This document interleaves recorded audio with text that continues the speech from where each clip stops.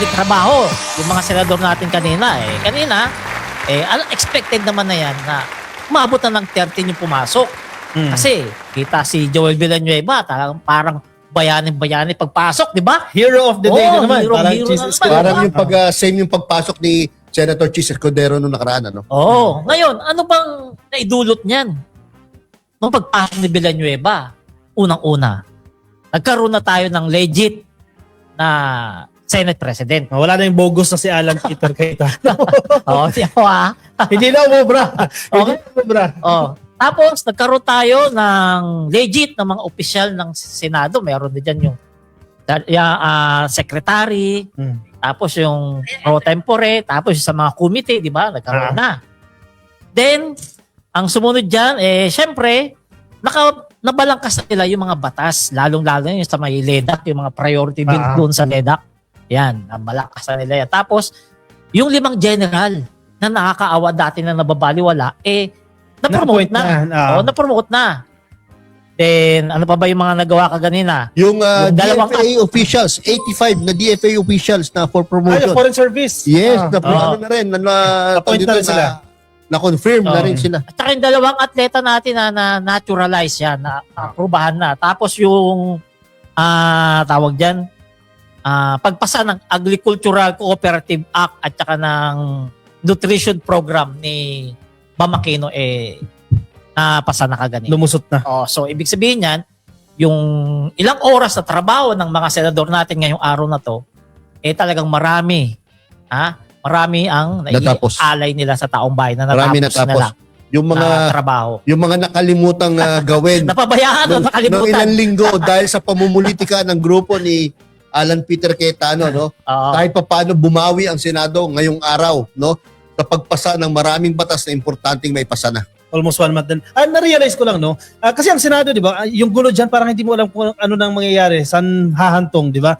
Doon din papasok na yung presidente pa rin at the end of the day magre-resolve sa problema ng bansa. Di ba? Kasi siya yung nag-anunsyo ng siya yung nagpatawag ng special session. Kung wala yung special session, ulit-ulit lang, batuhan lang kaliwat kanan yung Senado, di ba? So malaking factor pa rin yung ginawa ng presidente dyan. Kaya natanggal si Chis Escudero, hindi umubra. Kaya bagamat supposedly independent ang legislative sa executive, at the end of the day, ang head of the family pa rin, head of the country, ang presidente pa rin, gagawa ng tatay pa rin, tatay. Para maayos, ma-resolve yung mga problema na yan. Kumbaga itong mga senador, mga anak na to eh. Kumbaga na nag-away-away na, ano ba, hindi ba kayo titigil dyan? Presidente, tatay. Mga senador, anak. Si Vice Alan. President, nanay hiwalay ka agad. Hiwalay ka agad. Kasi waldas. Ha? Binaldas kasi yung Wala kwenta ng asawa raw. Doon mo lang makikita, no, kung gaano man ka gulo, gaano man ka na-diskaril ang direksyon ng ating Senado, ng ating bayan, no? Ang Pangulo pa rin ang magre-resolba para maging maayos, para maging matuwid ang ating direksyon. Nakikita niya kasi, wala nang pinatutunguhan yung bangayan ng bangayan doon. Ang dami ng mga nakakalimutang mga trabaho. O kaya sabi niya, magtrabaho naman kayo. Ba? Walang pinagkaiba yun sa mahiya naman kayo. O kaya ano nangyari? Kinabukasan, nagkaroon ka agad ng development. May tumalon ka agad. Di ba? Ay, in fairness, tayo nauuna palagi sa mga di ba, mga fearless forecast natin na tumatama. Yung iba hindi naniniwala eh. Ibig sabihin, bubuit natin. Meron kasi kaming puting kuhol. Kalat-kalat. Yun ang nagbibigay sa amin. Ako, nagbibigay sa akin veteranong Maya. Yung veteranong Maya ko, laging tama. Bihira magkamali. Wala pa akong naalala nagkamali. Kaya yung nangyari sa Senado natin ngayon, walang ibang panalo dyan kung hindi ang taong bayan. Taong bayan. Correct. Kasi syempre, nagawa na yung mga dapat nilang gawin, napasa na yung mga dapat ipasa, nabalangkas na yung mga dapat balangkasin. At ang pinakamahalaga dyan, focus na sa goal, sa impeachment. At saka yung pala, palirista, dapat natin mabanggit na isa sa mga importanteng ginawa kanina ay yung pagpasa ng resolusyon ni Man of the Hour, Joel Villanueva, tungkol sa sa pondo para tulungan ng mga nasalanta ng lindol. Dapat. na lindol, no? Dapat. Approve na. At bidang-bida ka doon, si Senator Joel Villanueva, dahil siya ang binigyan ng pagkakataon na ipresenta yung kanyang resolution na yun. May mga senador na medyo malungkot, di ba? Halimbawa, si Pia Cayetano, makikita mo sa mukha ni Pia Cayetano, nung in-interview siya ng media, medyo emotional ito eh. Malungkot pa rin? O kasi common sense daw. Nakabuto ng 13 na. Ito pati yung interpellation niya sa batas sa bill ni Senator Risa Ontiveros medyo masyado siyang combative eh. Meron pa rin bordering on pambabastos na yung kanyang mga interpellations eh. Hindi pa rin matanggap eh. Medyo bitter. Si Marcoleta. In fairness, talaga meron mga bitter talaga. Si Marcoleta ganun din. Nagtatampo, naglalabas naman siya ng hinanayin niya sa media. Na sa dami niya raw responses, hindi raw siya na-feature sa balita. Hindi daw na-publish. Na-feature naman na. Malapit na kayo warrant of arrest niya eh. Ayun. Yun na lang yung drama-drama niya. Pero sa kanya, kung tatanggalin ko. Yung wig dyan, sigurado featured headline yun. Pero napansin din natin, medyo may mga senador din kahit papaano medyo positive yung energy. Halimbawa si Loren Legarda, medyo positive yung energy niya. Si Manang Ivy kanina, pero ngiti na lang eh. Okay na lang si Manang Ivy kanina eh. And nakita rin natin na nag-uusap-usap yung majority senators sa minority senators. Actually, nag-reach out din yung grupo nila Win Gatchalian eh. Si Rafi Tulfo. Si Rafi Tulfo, for instance, nag-reach out siya, kinausap niya si Ivy Marcos, pinag-usapan yung colorful niyang damit. Yung mga ganun nakita ko kanina si Senator Marcoleta yumakap kay Tito Sen. Yung mga ganun Ganun lang naman yan. Kasi syempre, sila pa rin dyan eh. Kumbaga, pamilya sila dyan. Anak nga sila eh. Anak sila ni BBM eh. Yun nga kinikwento ni BBM dati, di ba? Pagdating sa interpellation, sa plenary, talagang matinding balitaktakan, matinding interpellation. Pero kape-kape pa rin. Pero pagtapos ng trabaho nila sa plenary, magkakasabay sila nagkakape, magkakasabay sila kumakain. Tawanan, no? So kumbaga yung professionalism, yung trabaho, yun lang ang nagdadala sa kanila para magtalo. Pero hindi nawawala yung pagiging civil nila sa isa't isa, yung pagiging professional nila sa isa't isa. Ano din nakinig din sila sa panawagan ng presidente na magtrabaho. Bagamat sa voting ng Senate President, wala itong mga DDS senators. Doon naman sa hearing, di ba, sa plenary session, nagsipunta naman. May mga pumunta naman. Pero si Alan Cayetano parang hindi ko nakita. Hindi siya nagpakita doon, no? Hindi pa yata tanggap eh. Pero ano kasi dyan, Kakopi Palerista, talagang ang tinatanggap nilang bashing kasi sa publiko at sobrang matindi. Ganun lang talaga yun. Kaya wala silang choice kundi sumunod sa Pangulo. Dahil talagang bad optics yung kanilang mga ginagawa. Yung mga nagbabash lang naman dyan, doon lang naman sa mga page ng mga DDS eh. Pansinin mo sa ABS-CBN, mas marami natutuwa. Correct. Mas marami yung mga naka-heart, naka-like. Kaya nga, kumbaga, ang sinasabi ko, nananaig talaga yung tamang direksyon na gusto ng taong bayan. Hindi nasusunod yung mga iilan dyan, like mga DDS na sinasabi mo, na sila ang masunod sa gusto nilang mangyari. Katulad kahapon, nagkaroon ng Blue Ribbon bogus hearing, di ba? Kung ano naman na ang binanggit, no? Bagong aligasyon na wala kang kwenta-kwenta, di ba? Hinihintay ko pagkitit pangalan nating tatlo eh. Na may baleta. Ako gusto ko yun. Parang nag-aalangan pa eh. Parang nag-verify pa eh. Wala. Pero iyan ko lang, i-shoutout ko lang si Ma'am Adele Fajardo kasi tinawagan niya ako. Ang sabi niya, masaya siya kasi parang nagkaroon ng divine intervention sa nangyayari sa Senado kasi wala na talaga eh. Kumbaga lubog na ang Senado eh. Nagkaroon ng divine intervention kasi tinan mo si Alan Cayetano, nagpi-preach na siya doon, gumagamit siya ng mga Bible verses pero wala nangyayari sa Pilipinas, di ba? Baka yung nangyari kahapon, yun yung totoong divine intervention. Ayun talaga yun. Ginaid pa rin yung ating presidente, yung Pilipinas. So ito trivia lang ha. Sa mga naging Senate President dito sa panunungkulan ni PBBM ha, pinakamahaba pala si Francis Escudero. Meron 476 days na naging Senate President. That's more than a year. Tapos si Tito Soto, 245 days. Almost a year. Almost a year. 2/3. Si Alan Cayetano, 23 days. Wala natanggap na major bonus yun. Baka lang ha. Kasi itong si Sherwin Gatchalian, hindi pa natin alam, di ba? Anong titulo niya? Ako na magsasabi. Ano? The shortest and the worst term and the worst Senate President. Sabihin mo nga yan, pre. Ayaw sabihin. Hindi, wag. Mga tagig. Taga-tagig. Hindi, wag yun. So yun, mga ka-BBM pinakita lang natin dito sa unang topic natin na to ngayon, yung nangyari sa Senado natin na panalo ang taong bayan. Correct. At hindi lang yan. Kung merong panalo sa Senado, meron din panalo sa Kongreso. Dahil itong si Sandro Marcos parang meron muntik batukan. Buti nakapag-ibig pa. Kulang na lang batukan. Oh, di ba dapat sabi yan? Kasi yung the way na panadalita niya parang naaasar na eh. Di ba? Ito, Panoorin nyo to para mas maintindihan ninyo, panoorin nyo itong video. Panoorin nyo to. Yung budget ng para sabi, MOE, yung Gensan. Ma'am, parang kwento-kwento lang yan. There's no such thing as zero MOE. There's no such thing as zero budget either. Pero wala rin kung AX or MAIF, yung Gensan. Ma'am, that's impossible. Saan mo yan narinig? Ito ang sabi ni... Ipa-verify mo muna dapat. Ito ang sabi ni Pang-Release. Hindi, sabi. Yan ang sinabi mo. Yan ang narinig mo. Verify mo ba? Yun po ang... No. Answer my question. Verify mo ba? Verify mo ba? District Representative. Verify mo ba? Yes or no? Okay, so next time ma'am, i-verify muna natin bago natin itanong para hindi lang kwento. Siya po ang Okay? nag-verify. Hindi, tinatanong kita. Di ba, as journalists, it's also our responsibility to verify the information that comes to us before we ask those who are being interviewed. Yes. Okay, so next time, yes po ma'am. So next time, let's just verify. Kasi before that, kwento-kwento lang yan.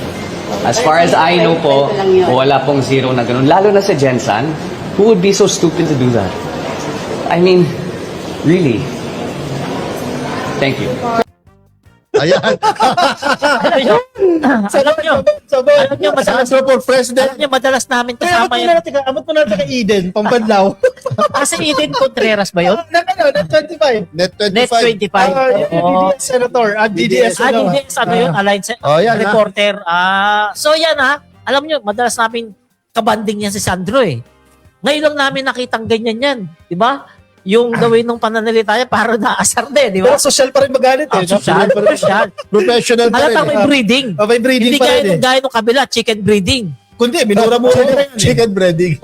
Di puta ka. Kung sa kabila yun, di puta ka. Oo. Saan mo nakuha yung datos na yan? Hindi, tama naman kasi si Sandro. Bravo diba? si Sandro. Bago ka sana yung mga reporter magtanong, gaya natin, bago tayo mag-podcast dito, inaaral muna natin. Basic yun eh. Basic yun eh. Basic yun. Sa journalist. Ikaw, di ba, nasa PTV4 ka dati? O ano bang ano dyan? Kung nasa Anong media ka, yung SOP dyan? basic, ano ba, may nagpatanong sa'yo, i-check mo muna yung, ano ba, may sense, kumbaga may chance ba na totoo itong issue na to, or sa sarili mo pa lang, may filter ka na, itatanong mo yan. Kasi kung itatanong mo, tapos walang sense, wag mo mukha ka ring tanga. Wag bara-bara. Kay Eden Contreras. So, wag bara-bara, i-filter mo, i-verify mo muna. Kung obvious naman saka nakakita na walang budget yung isang LGU. MOE pa yung sinasabi niya. Diba, common sense yun eh. Hindi, marami nga nagsabi sa comment section nung video na yun, na para kasi yung tanong ni nung reporter, parang leaning dun sa parang pinapalabas siya na talaga walang budget. Oo. Diba? Hindi, intriga kasi. Oo. Parang kontrobersiya. Parang lang intriga nga. Na ang gobyerno hindi binibigyan ng budget yung probinsya na undergo lang sa lindol. Oo. 7.8 na lindol. So, kumbaga, pinapasama ang imahe ng gobyerno at the expense of katulad ni Sandro Marcos na sasagot doon sa tanong. Tama naman. Bilang journalist, bago ka magbitaw ng tanong, so dapat make sure na appropriate yung tanong at back up by kahit paano facts or verified information. No? Kung hindi ka sigurado sa itatanong mo, at least very relevant at fair yung pagtatanong. Hindi yung ipuput mo somebody on the spot, no? Na ang intention mo is mapahiya. Diba? Sino napahiya tuloy ngayon? Grabe, nakakaawa. Alam, nakakaawa rin siya sa comment section. Eh. Ano lang backgrounder lang, no? Yung si Eden Contreras, yan yung journalist na nagkaroon din ng complaints dyan sa Malacanang kasi parte yan ng Malacanang press corps eh. Nagko-cover yan sa presidente natin. Nireklamo din yan. In fact, sinulatan ng Net25 that time na pinapapalitan siya kasi may nababiolate siya ng mga rules. Kung di ako nagkakamali, yan po yung nasa probinsya si PBBM, violate yung protocol, umalis sa area ng mga media kung saan doon lang sila at sinundan si President Bongbong Marcos at nagtanong ng mga question habang naglalakad. Nandun tayo sa PDEA. Yung event sa PDEA, isang instance yun. Di ba may nahuli silang, nakumpiska sila ng mga at droga? yung isa ata doon sa kung di ko sa nagkakamali, sa Fishport, sa Jensen din natin. Basta series of events siya na binabiolate nitong babae na ito. ewan ko kung reporter ba talaga ito, no? Itong mga protocols ng Malacanang Press Corps, hindi ko alam bakit nasa Congress na. Bakit tinanggal na nga sa Malacanang, kaya nasa Congress? Kasi Siguro, mga reporter siguro. kanya-kanyang beat yan eh. Siguro. So baka natanggal na. Copy, explain natin. Sabi Eden Santos daw. Eden Santos pala, not Contreras. Sorry, Eden Santos. Hindi ko sorry. Salamat kay Arnel Gabriel Maria. Salamat sa pag-correct mo. Salamat. Hindi, explain ko lang sa ating mga viewers, no? Kapag nagko-cover po kasi ng presidente or kahit sinong mataas na politician, meron po talagang protocol na sinusunod. Oo. Kapag sinabi po nung protocol officer nung Pangulo, for instance, o ng Malacanang, na ang media ay andito lang Andito dapat, no? Hindi po dapat bina-violate yun. Meron po doon unwritten rule or na wag Usual practice, no? Oo, Lalo na pag nandiyan si BBBM. Huwag kang nasusunod doon. Kasi ang mas importante po kasi doon, yung security ng Pangulo, yung protection ng Pangulo. Mamaya bigla na lang meron kung sino-sino nang lumapit sa Pangulo tapos meron palang hindi magandang balak. No? Kaya iniiwasan po yung ganon. Kaya dapat yung mga media, no, alam nilang sumunod sa protocol. Hindi ko mo media siya, no, meron na siyang right na mag-violate ng mga protocol. Kami na nga lang PBBM vlogger na ha. Ipasalamat PBBM. Pag kami nagko-cover kay PBBM, sumusunod kami sa Kung protocol. ano yung utos, doon tayo. Ano yung sinabi, dito lang kayo ha. Dito lang talaga kami, hindi ka pwedeng palakad-lakad. At napapagalitan talaga tayo kapag nag-violate tayo. Lalo na pag nandiyan si President, hindi ka pwede pala, baka matadyakan ka pa ng PSG. May iba kasi reporter na gusto nila kumuha ng scoop to the point na hindi na nagiging responsible, no? Isa dyan yung Eden Santos na yung the 25 na palyado. Napahiya din siya. Anong mukhang iharap niya? Lahat ng media na nagko-cover sa Congress, pahiyang-pahiya siya. Sabon na sabon siya. Kailangan siyang... At paulit-ulit na. Paulit-ulit na. Alam mo, magaling si Sandro sa bagot, do. Yung the way na pananalita niya, halata mong naiinis na, pero ano pa rin magalang, gwapo pa rin no? Pag sa'yo pre, baka nabatukan mo na yun. Baka kinutusan ko na yun. Hindi, nagkataong babae lang yun. Pero talagang kung ako man kay Sandro Marcos, talagang makakatikim talaga ng maanghang na salita. At least bagong rebound. Ay, laging bagong rebound. Ayun? Baka may malita rin. So, mamaya tayo magbabasa ng comment. Alagad niya, comment. Alagad ni Marcoleta daw. Ni Contraleta yung media na yan. Okay. Ayan. O si Lito Carillo. Ayan. So, eto, punta tayo sa pangatlong topic natin kasi 5 topic to sa akin Haba-haba to Ayan. Alam naman natin kahapon may nangyaring comedy doon sa Double Gem ba yun? Double Gem, Double Praise. Kaya may nangyari Blue Ribbon Comedy doon kagahapon. Ngayon, ang dami na ng pahayag ng 18 Tukmol. Dami na ng pahayag ganyan-ganyan. Ngayon, ang daming butas. Napansin nyo ba? Sinabi unang butas, sabi nila, 805 ang lahat, 805 billion ang lahat ng mga diniliver naming pera. Naniniwala kayo ron? Hindi naman. Kasi bakit hindi? Ang pera na nagsisirculate sa buong Pilipinas ay 1.6 trillion lamang. So kung yung point, no? Ngayon, kung yung kalahati nun ay 800 billion, ibig sabihin mapapansin ng BSP na bakit kulang na yung pera natin. Na nasa circulation. At dapat magkakaroon ng krisis sa pera yan kasi wala na magagamit na pera ang mga Pilipino, lalong-lalo na yung mga bibili, di ba? Ano natin to, pamukha na ulitin ko lang sa mga kabibib kung bakit napaka-importante nito. Ang pera po in circulation sa buong Pilipinas. Ibig sabihin, ang pinaiikot ng lahat ng tao, negosyo, private individuals, groups, etc., business, lahat yan, nagtutotal lang po at any one time ng 1.6 trillion pesos. 1.6 trillion. Ngayon, kung 805 billion po ang pinamigay nilang pera, no? Ibig sabihin, kalahati ng 1.6 trillion, hawak lang ni Saldico. Ano pong katarantaduhan yun? Doon pa lang po, imposible na pong mangyari. Imposible mangyari po na isang tao, nakatulad ni Saldico, na mukha pang mongoloid, ang maghahawak ng 800 billion na pera. No? So yan dapat nyo pong tandaan. Kaya dyan pa lang po, sa kwento na yan, no, dapat nang hindi paniwalaan itong 18 kargador. Hindi kaya naisip ng mga tangang gumawa ng script yan? No? Tanong kaya defensor. Ang objective po nila kasi mga kababayan is talagang gulatin ng taong bayan. Wow! Ang daming pera nga naman para magalit kayo sa mga inaakusahan nila. Pang-headline lang, pang-soundbite. Pero pag inalam mo yung katotohanan, kapag bin-breakdown mo into math, into logic, into physical probability, hindi po papasa. At kung pansinin mo, no, sa dinami-dami na yan, let's say 800 billion pesos yan, kahit na isang maleta na bukas, wala tayong makita. Correct. Lahat sarado. Oo. Di ba? May nakita naman kayo maleta na bukas. At saka gaano karaming maleta kaya yan? Yam. Ay, Yung naku, kinumpute. 805 Alam billion. nyo, kinumpute na po namin yan. Para ma-deliver mo yung ganyang karaming pera, dapat ka mag-deliver ng 13,000 days every day. 13,000 days? Oo. 13,000 days using, kung di ako nagkamali, 16,000 maleta. Saan ka mo kukuha ng 16,000 na maleta? Feeling ko, yung binibentang maleta sa Pilipinas, hindi abot ng 16,000 eh. Diba? O, dyan pa lang magtaka na kayo. Saan sila kumuha ng 16,000 na maleta? Diba? Saan sila kumuha ng effort, oras para i-deliver ng 13,000 days? Tama? At sa libon-libong diba? maleta na yon, niwala man lang picture na andun sila at nakabukas yung maleta at merong perang. Hindi, meron yan. Meron. Yung sa PGMN. Yung may kaserola. Oo. Provided na pa yung bogus money yung provided by NBI pa yun eh. O, di ba? Kasi kalokohan lang yan. At saka yung, tira mo, yung affidavit nila, masyadong adjustable. Di ba? O sige, kalaban ka namin. O Yari buburahin ka, ka yari namin. ka. Sasama ka namin. Oo. Lauren Ligarda, kakampi ka namin. Sige, buburahin namin yung pangalan mo dyan. Oo. Si Jesus Cordero, lumipat. O, eventually, pag si Mama Aquino na rin, at si Risa Ontiveros, nag-handle ng... O ngayon, si Villanueva, ginagawa na yan. Ginagawa na. Ginagawa na istorya. Hinahanapan na ng picture yan. Diba? Baka yung sa church nila Villanueva, yung nag-alive ng ganon, yung hallelujah, baka yung mga tao, lagyan ng maleta na lang kaganyan.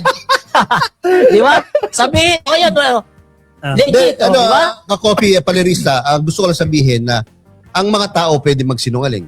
Oo. Kahit sino. Oo. Martin Romualdez, Saldico, VP Duterte, even sabihin na natin, President Bongbong Marcos pwede magsinungaling. Pero ang math po, ang mathematics, hindi po pwede magsinungaling. Science, no? Ang science po, hindi pwede magsinungaling. Exact po yan. At No? ang numero. Itong date, Correct. bracket. Hindi po pwede Ito. mag-ano. Pangalawang- Ang binubulgar po nilang mga figures, mga amounts ay hindi po magsisinungaling. Kalokohan po ang sinasabi nila. O, ito pa, pangalawa ha. Sabi ng mga 18 tukmol, si PBBM, hinatidan namin ng maleta yan doon sa Paway noong May 2022. May ha? May 2022. Election period yan. Campaign Kailan ba period. naging presidente si BBM? July. Nanumpa siya July 1. July 1, 2025. June 30 ang turnover. June 30 Diba? turnover, July 1 siya na. Hindi, July 1. Sabi natin July 1. Okay. July 1 siya naging presidente. So paano nangyari yun? May hinatiran sa election pa lang yun. Paano siya nahatiran ng maleta? Election pa nga lang yun. Hindi pa siya sure kung siya magiging presidente. Nagaling sa flood control. Oo, di ba? At hindi pa rin siya incumbent. Oo. Hindi naman siya official na gobyerno. Private individual. Private individual siya noon. Paano siya nahatiran ng maleta nung nangangampanya siya sa pagka-presidente? Aber, sa pakisagot nga sa mga tanga nanonood dito ng mga DDS. Di ba? Oh, ayun daw. Sinasabi ni Martin yan. Pag naniwala ka ro, tanga ka. Di ba kasi nga, paano may susundong PSG o mga bodyguard ni BBM, hindi pa nga siya bodyguard, presidente noon. Oh, correct. At wala siyang bahay sa Paway. Paway. Oo. Sa Batak. Sa Batak, ang pagkakaalam ko, doon sila may bahay sa Batak. Sa Paway, wala silang bahay doon. Sa Paway, walang bahay si yung first couple, Diyan yung pa lang. pamilya ni Pangulong Bongbong Marcos. diba? Ang bahay doon po ay museum na po. Oo. Matagal ng museum. Nung naging governor si Manang Aimee, ginawa niya pong museum yung Marcos House doon. Hindi kayo binatuhan ni Aimee yan? Kung di ako nagkakamali, 2009 ba? Oo. 2009 ata. As early as that. No? Museum na po yun. Oo. Kaya kalokohan po na doon sa bahay daw ni PBBM sa Paway. Dahil walang bahay sa Paway sila Oo, PBBM. di ba? Diyan pa lang. O, pangatlo. Ito, kay Kiko Pangilinan, ha? Sabi, inatiran daw ng maleta, etong sila Kiko, may pinakitang picture, anak ng katuray. Vlog pala ni Sharon Cuneta. Pinagkukunan. Nag-screenshot sila ng, di ba, pinanood mo yung video ni Sharon? Nag-screenshot ka ron. Andun pala. Oh, ito yung ebidensya namin. Larawan. Hindi ba itatanggi to? Larawan ni Kiko Pangilinan, pati ni Sharon Cuneta. Oh, i-vlog naman pala ni Sharon. Kasama yung mga kapatid nating Muslim sa Marawi. So kumbaga, dun sila kumuha ng picture sa vlog. Oh, in-screenshot nila. Bobo rin Diba? Bobo talaga yun. Oh, yan, no? Oh, kita nyo? Oh. Oh, ito mga 18 tukmol na to, sila Mike Defensor, yung mga sila Baligot, mga bobo yan. Pero pag naniwala ka dyan, mas bobo ka. Oh. Diba na parang latak na kayo ng lipunan pag naniwala pa kayo dyan. Kasi ano pa pinakamasakit na salitang bobo? Mangmang. DDS. DDS. Yan ang DDS. pinakamasakit. Pero yan. alam mo pa, Coffee Palerista, Oh. babalikan ko yung nasabi ni NBI Director Melvin Matibag sa Senado. Oh. Nung, di ba, nag-appear sila last week ba yun? Yung kay Erwin Tulpo. Blue Ribbon Committee. Meeting. Tinawag nila meeting. Meeting. No? Kung saan, sinabi ni Director Matibag na hinihingian niya ng documentary evidences itong 18 kargador. Kahit yung mga pictures na yun, hinihingi niya yung mga original. Wala po silang Wala. ma-present. Kasi nga Kasi nga po, yung mga ginagamit nila sa presentation nila kapag nagkakaroon sila ng press con or hearing or whatever na ginagawa nila katulad nung kahapon, no?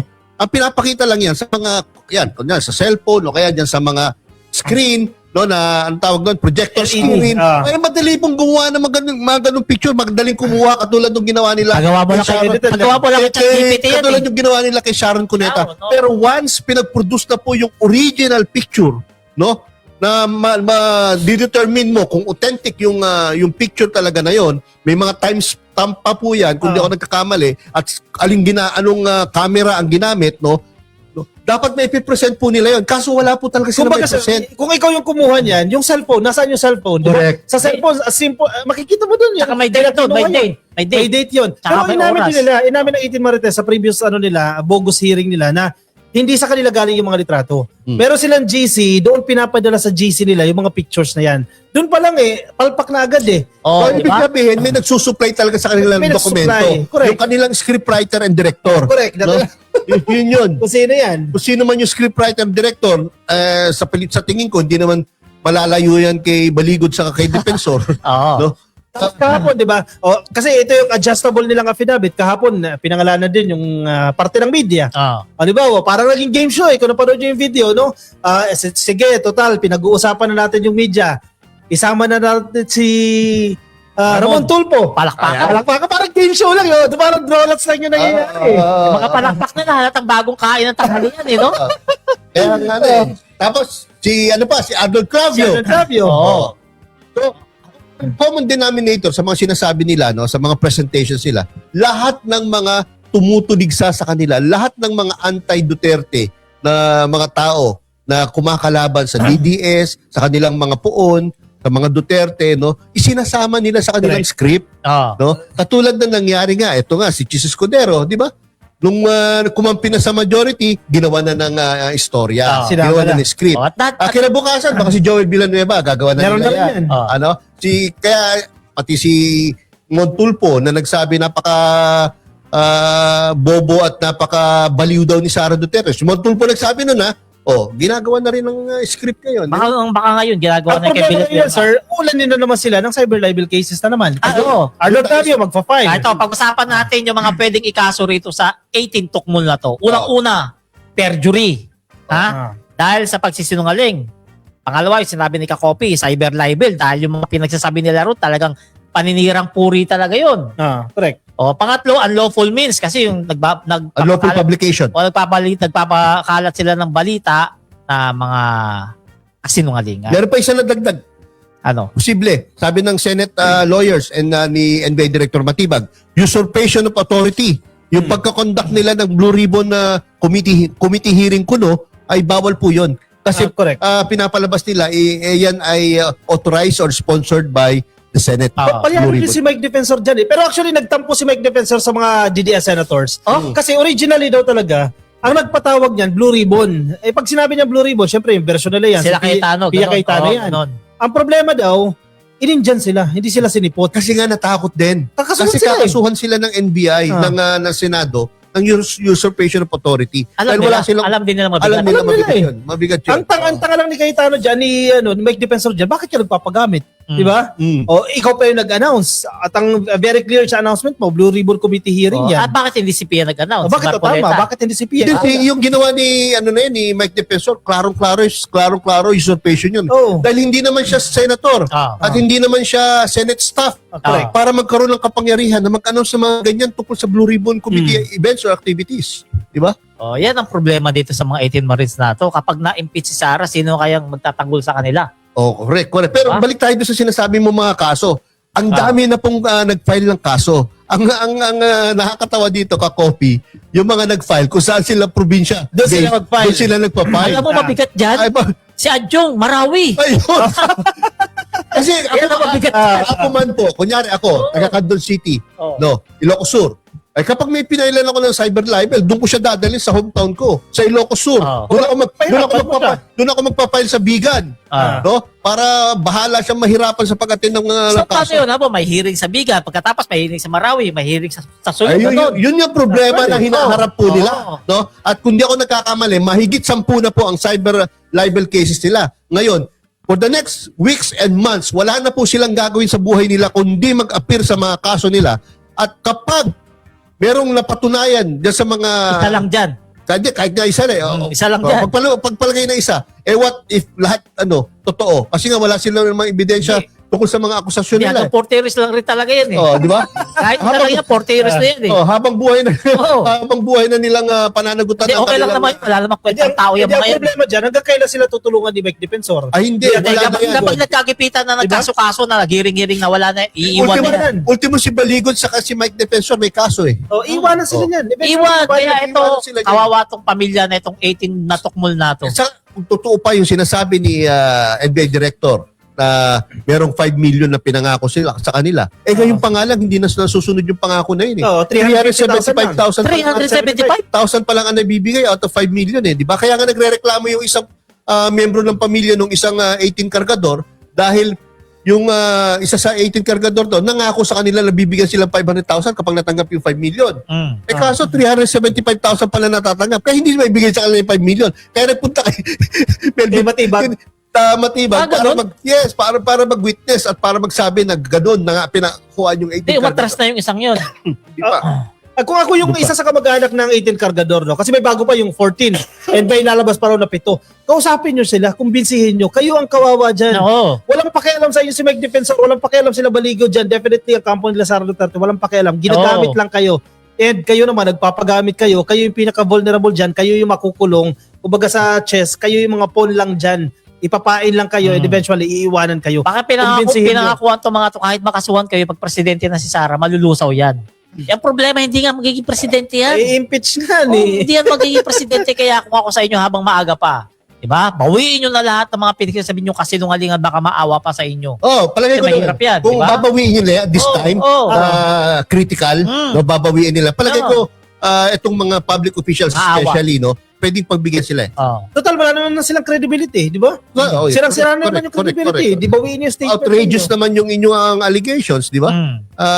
Wala namang ka-logic, walang ka-substance yung mga allegation. So eto, pag-usapan natin tong isang mainit na na balita rito, ha. Nakakalupot lang kasi medyo naguguluhan yung mga kababayan natin dito, ha.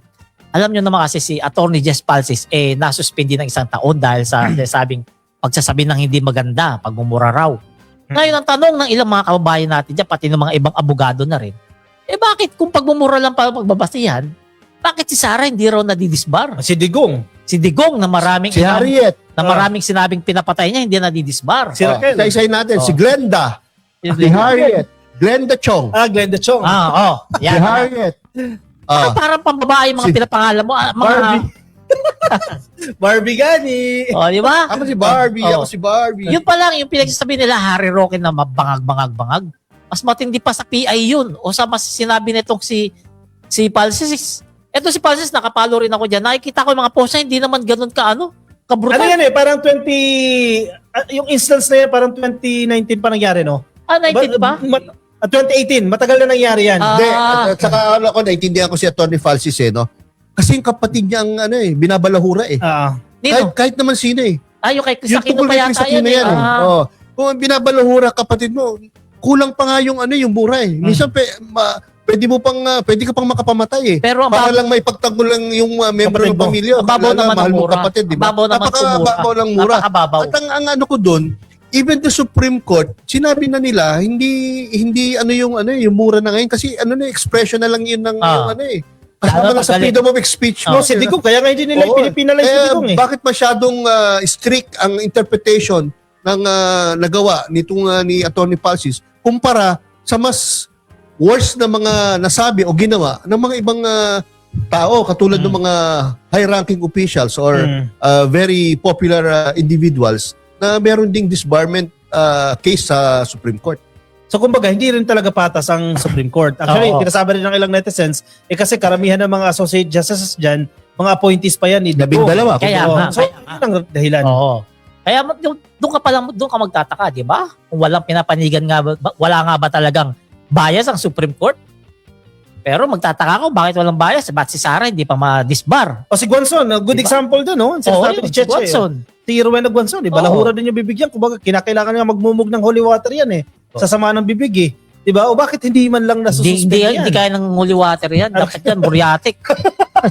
Bakit kapag anti-Duterte, ang bilis sila mag-desisyon, no? Katulad Oo, kaya Gadon. Attorney Gadon, Oo, di ba? sinabi Ang bilis Gadon. sila mag-desisyon. Oo. Hindi siya halos nabigyan ng pagkakataon i-present yung sarili niya. Si Sara nga, nanuntok na ng sheriff, di ba? Oo. Oh, yun matinding ano yun, Oo. matinding violation yun. Dahil yung sheriff is officer of the court yan. Oo. Correct. Tapos nagpapatupad lang Implement siya lang ng siya. order ng judge. Oo. Tapos susuntukin mo. Mm. Ano pang mas worse doon sa ganung klaseng aksyon, no? Kaya, Dapat talaga disbarment for life yun. kaya hindi natin masisi yung mga kababayan natin, mga ordinaryong Pilipino, kung ang tingin sa Supreme Court ay bias. Diba? Hindi natin sila masisisi kasi syempre, karapatan nila yun. Nagkataon lang, bias ang tingin nila sa Supreme Court dito sa kaso ni Jesus Palsis, wala tayong magagawa, kung hindi tanggapin. Diba? Si Palsis tanggap niya naman. Tanggap niya naman. One year lang naman. One year lang naman. Oh. Yan lang apektado yung mga kliyenteng hawak niya. diba? Tanggap niya, kaya lang with caveat na sabi niya, sana naman maging magkaroon din ng similar interpretation or similar treatment doon sa kaso ng iba Na mas matataas, merong no? na merong disbarment cases. Sige, basa tayo ng comment. Yan, kay June Ramores, hello. Yan, hello din po sa'yo. Yan, sige, basa. Sige. Elena Ilarde. Ayan si Ate Elena. Lagi Ate nag-comment Elena, sa atin. kaibigan 1.3 natin yan. watching. Hi Elena. Ayan, shout out po. Please like, share po tayo. Thank you Ate Elena. Yan, sabi ni Paul Marzan, 6164. 30 million utang na loob ni Marcoleta kay Defensor kaya sunod-sunuran siya sa kanyang donor. That's bribery plus plunder. Kaya siya mahuhuli. Diyan siya ma-arresto. Actually, inaamin niya na. No? Nagpapasabi na siya na anytime now, no, aarestuin siya. Bento lang daw yung kaso sa kanya. Hindi, wala siya lusot dyan. Siguro sa preliminary investigation, singit ko lang, no, naramdaman niya na eh. Kasi syempre may representation si Marcoleta dyan. Naramdaman niya na pati ba yung ebidensya. Kasi yung tax records, yung record sa BIR, talagang wala siyang lusot Next eh. yan mo yung kay Yung mahaba, yung mahaba. Koy Ramos Yan, na mahaba. Yan, oh. Okay, basa copy. Koy Ramos, Kunana, no? Magandang gabi, Sir Yayan, Sir Coffee. At sa aking idol, Palerisa, sobrang sarap po. Sino po yung masarap? Sarap po ng gising ko kasi natanggal si Kabatano sa Senate President. Sana next naman, si Inday Lustay. Malapit na. Malapit na. Hintay lang. Malapit na. Sino Okay, pa? comment. Si Andrade R. Archie watching from Gen 3, Solid Marcos. Ay, sabi ni General MJ Trias, Sales, pogi mo, ay wag yan, sikakopy na naman yan. Wag yan, sikakopy na naman yan. Wala naman sinabi eh. Pero, Si MJ Salis, nandiyan na ba si MJ Salis? dyan. Suki ko yan eh. Pakikik nga yan, pakikik. Ma'am Strana Plateki, thank you sa stars. Hindi, joke lang, joke lang. So, Facebook. sabi ni Barrister Estrella Plateki, nasaan na yung 32 million na mga DDS? Wala na. God bless. Wala na. Wala Kasi na daw. tayo, kasama tayo ron eh. Si RGM 9304. Happy birthday to my brother Oji. Ayan, binati Happy na si Oji. birthday! Happy birthday, Oji. Hindi, ayan. Ito, ayan natin itong ano ni, ito yung sa MJ Salis. Pogi talaga ni Kakopi, pa-shoutout. Pakikik nga yan, pakikik. Pwede ba yung lagi si MJ Salas? Joke lang. Pinupuri eh. Lagi na sa akin eh. Pino na Anjay. Sige yan, pasok yan. Mga kayayam, mga kabibiyam, ito na, punta na po tayo sa ating Yayams editorial. No? Ang aking editorial ngayon ay maganda dahil ito ay tungkol sa first couple. No? Dahil sa tingin ko ang kanilang ginagawa sa bayan ay something na hindi pinapalakpakan pero dapat natin i-acknowledge. So pakinggan niyo po ito, maganda po itong ating editorial. Ang titulo po ng ating editorial ngayon ay ang impeachment clock ay tumatakbo. Sa politika, may mga pagkakataong ang pinakamahalagang tanong ay hindi kung sino ang nagsasalita. Ang pinakamahalagang tanong ay sino ang nakikinabang. Sa mga nakaraang linggo, sunod-sunod ang paglitaw ng mga tinaguriang kargadors. Bawat pagharap sa media ay tila may bagong kwento, bagong alegasyon at bagong pangalan. Mula sa mga politiko hanggang sa mga mamamahayag at iba pang kilalang personalidad, patuloy na lumalawak ang listahan ng mga itinuturo. Ngunit habang dumarami ang mga pangalan, marami pa rin ang naghihintay sa mga ebidensyang kayang tumindig sa ilalim ng panunumpa at masusing pagsusuri. Ang mas nakakakuha ng pansin ay ang timing ng lahat ng ito. Habang papalapit ang June 18 pre-trial at ang July 6 trial proper ng impeachment proceedings laban kay Vice President Sara Duterte, lalo ring umiinit ang mga bagong kontrobersiya.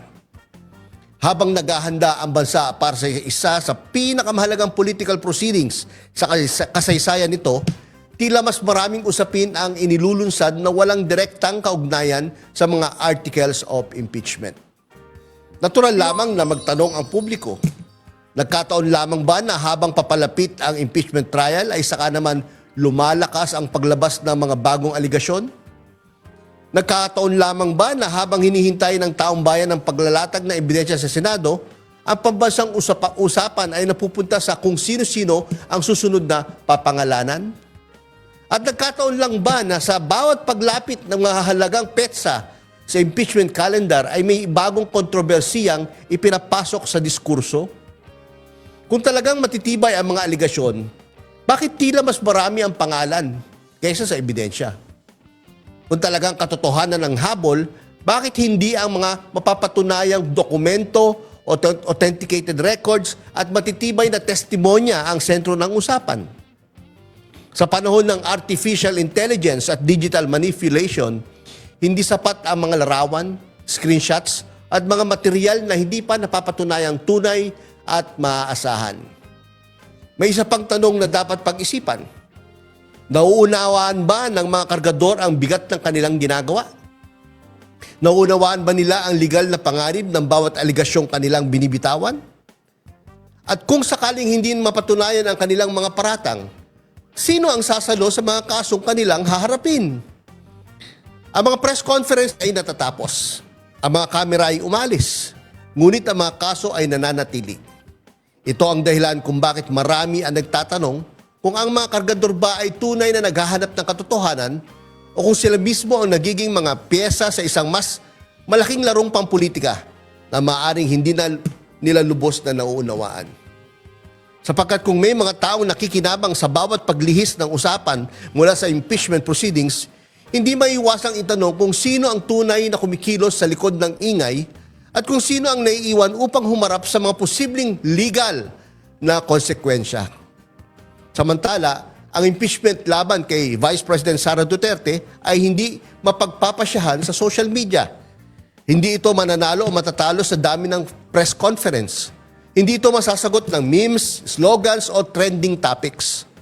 Ang impeachment ay hahatulan batay sa ebidensyang ihaharap at sa konsensyang gagamitin ng mga senador bilang hukom ng kaso.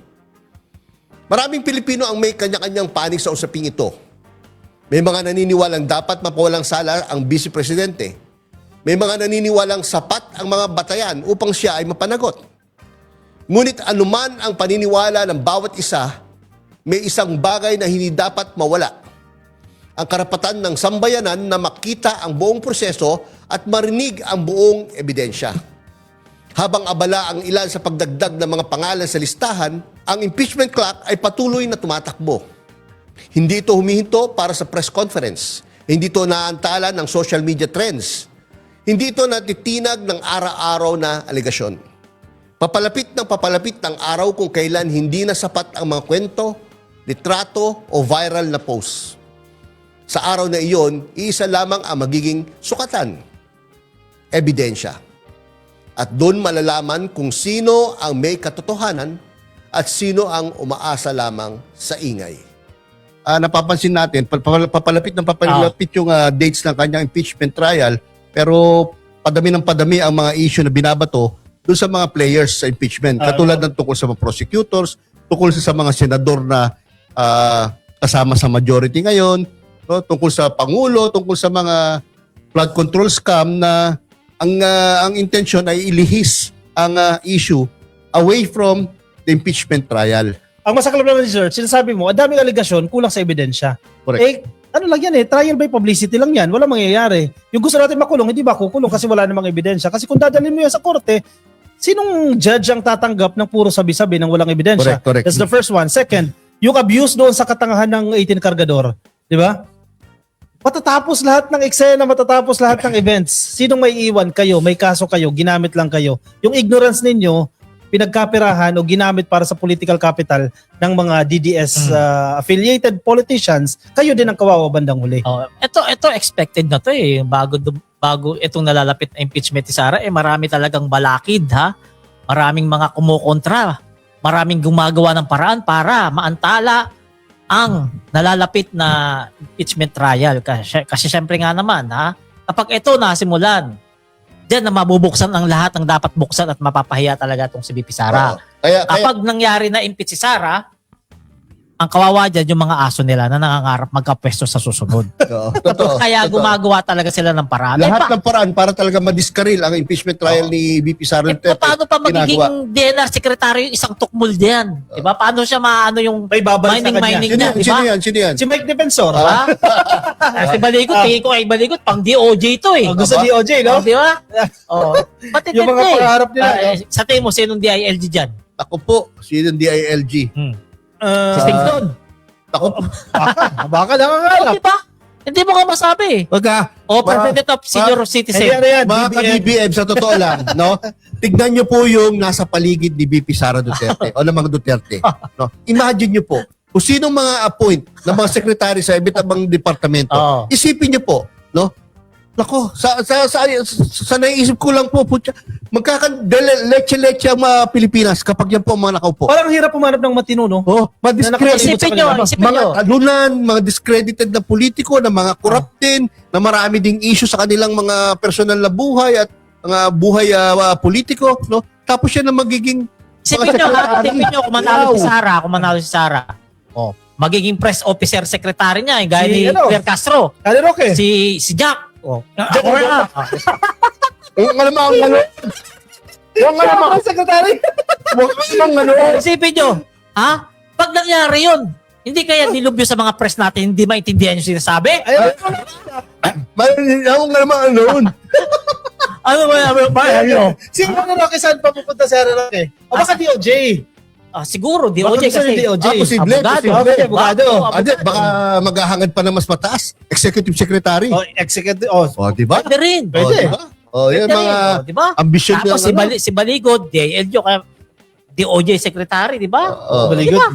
Tingnan yung mangyari sa bansa natin yan, hindi kaya tayo pagtawanan ng ibang bansa. Tapos, Department of National Defense, si Yaw. Hindi, si General, Yung yung kinasuan, Pokis. Si Pokis. General Pokis. Di ba? Tapos si General De Leon, pwedeng, saan dadali si General De Leon? Baka gawing NBI o di ba?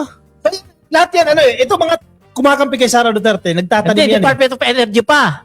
Si Si Solar Boy. Si Solar Boy. Di ba? Patay tayo dyan, patay tayo dyan. Burado na yung penalty niya. 24 billion. Oo. Burado na, no? Kaya isipin. Alam po saan dadali si Meow Meow? Department of Health. Doktor ba yun? Hindi. Feeling ko sa Animal by Chandor. Europe Animal Yun nga ang Industry. gagawin niya. Lahat ng hospital para sa tao, gagawin yung hospital para sa hayop. Anyway, malinaw naman ang ginagawa nito mga tao na to. Dumidikit sila kay Sara Duterte. Even yung mga senators natin, kumakapit talaga kay Sara Duterte kasi may mga ambisyon yung mga yan. Siyempre, hoping sila na hindi mai-impeach, pero ako medyo tumataas na yung chance na ma-impeach kasi biruin mo, majority ngayon 13. Ang kinakailangan na lang natin, 3 na lang. Paano kung mapagdesisyonan pa ng At meron daw, may sinasabi si Lacson? Si Erwin Tulfo na may dalawa na babae at lalaki na pinipigilan na lang na na kumampi sa kanila. At meron pang isa, taga Mindanao. Ayun ako.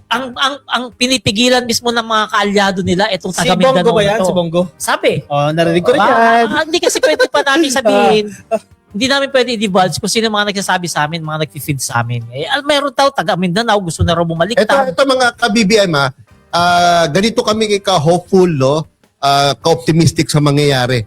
Dahil kapag binigyan po ng pagkakataon na makita ng taong bayan lahat ng ebidensya against VP Sara Duterte, sigurado po kami, yung mga senador dyan, na kahit kampit sila sa ngayon kay VP Sara Duterte, mahihirapan sila na mag-against dun sa makikita nilang mga ebidensya. Correct. Katulad po nangyari kay CJ Corona. Sa isang articles of impeachment pa lang po, yung undeclared wealth. Tanongin muna kita dyan yan. Yung nasbaybayan mo yun, di ba? Bago magsimula, marami siguro mga senador, mga nag-aalinlangan, no? Nung nag-umpisa yung kay CJ Corona, hindi mo masabing makukonvict siya eh. Ganun? Hindi mo Bakit masasabi. yung mga senador, ano bang basa mo sa kanila dati nun? Parang wala masyado noon yung sinasabi nilang na Majority. Oo, na majority na decision na oo, ito. na Sure siguro win. sure win agad na makukonvict si Corona, no? Nung lumabas lang yung mga DARR accounts niya, no, na hindi naka-declare sa SALN, doon lang nagkaroon ng pagbabago. And of course, let's admit it, gumamit ng administrasyon ni Pinoy ng paraan para bumoto talaga against si J. Corona yung ibang senador. Kaya yung tinatawag na yung Intervention. intervention ng presidente. Kaya talagang mas marami. Kaya masama yung loob ng asawa eh. Asawa. Totoo. Sama loob niya nun eh. Although, tatlo lang po ang hindi bumoto noon at sa impeachment. Si Miriam Defensor Santiago, si Arroyo, Senator Arroyo, Joker Arroyo, at ang ating mahal na Pangulo. Hindi sila nag-agree sa desisyon na yan na tanggalin si J. Corona. Kasi apat yung articles of impeachment, kahit sa isa lang siya ma-convict eh. Di ba? Correct. Absuelt, talaga, convicted na talaga siya. So, ganyan din kay Sara. Ganyan din kay Sara. Ganito kasi yan, apat na articles of impeachment, no?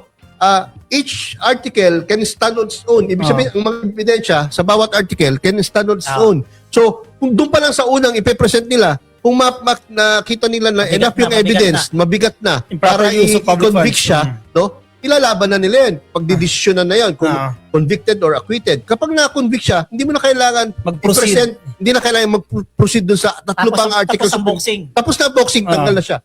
Perpetually disqualified from holding public office. Tapos may isa pa ngayon, sir, usapan, no? Bagamat, yes, explicitly stated sa konstitusyon natin na 2/3 para ma-convict. Ibig sabihin po 16 senators. 12. Hindi, 16 senators, no? Explicitly stated, no? Pero ngayon kasi pinag-uusapan nila dahil one, suspended si Jingo Estrada, si Bato, hindi mo na mahagilap kung nasaan. So, technically, 22 na lang po yung active na senator. Yun ang magiging basihan ng 2/3. Baka pag-decision Palagay ko, abot sa Supreme Court yung issue na yan. yung issue na yan. Abot sa Supreme Kasi Court yan. baka naman pwedeng ibaba sa 15, di ba? Hindi natin alam kung paano gagawin Kasi dyan. parang impossible naman yun na 22 na lang talaga ang senador at ang 16 pa pwedeng makapanood o mag-serve as senator judges, tapos ang pagbabasihan mo pa rin ng 2/3 is 24. 24. Kasi So, ang parang presumption- ano naman yun? Walang logic naman Ang yun. presumption sa konstitusyon natin, 24. Hmm. Di ba namin yan, bro? Oo, Na-active. Hindi ba na-active yung dalawa? Oo, totoo. Mababawasan pa lang isa. Si Marcoleta, no? Oo. Malapit na rin. Siguro, pinakamatagal na dyan bukas.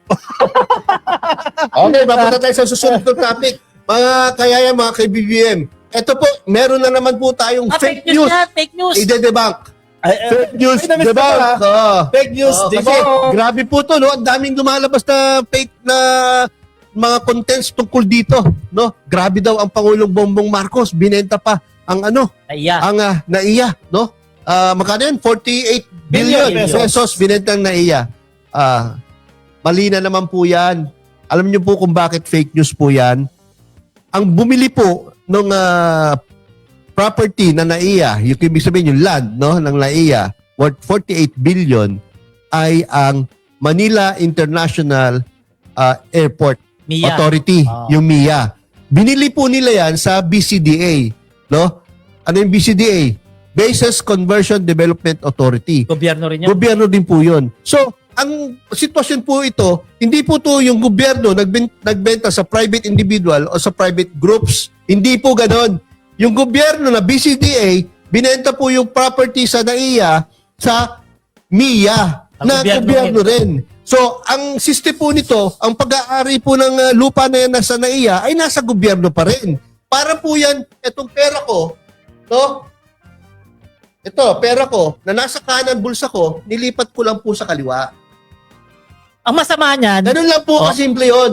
Kaya yung mga nagko-content po tungkol dyan, no, na napakasama daw ng Pangulong Bongbong Marcos at dami nangyayari, tapos biglang magbebenta pa ng ari-arian na Mia. Puro kalokohan lang po yan. ang masama Puro dyan yan, kalokohan. ang masama dyan yan, yung pera mo, nasa sa kaliwa, nilagay mo sa kanan, okay Kanan lang sa yun. kaliwa. Diba? Parehas pa rin. Ang masama dyan, kung saan mo nilagay. Oh, yeah. Yun na yun. Kung ikaw ang privado, kung ikaw ang privado. Kasi ibang Oo. tao na po si Oo. Panirista.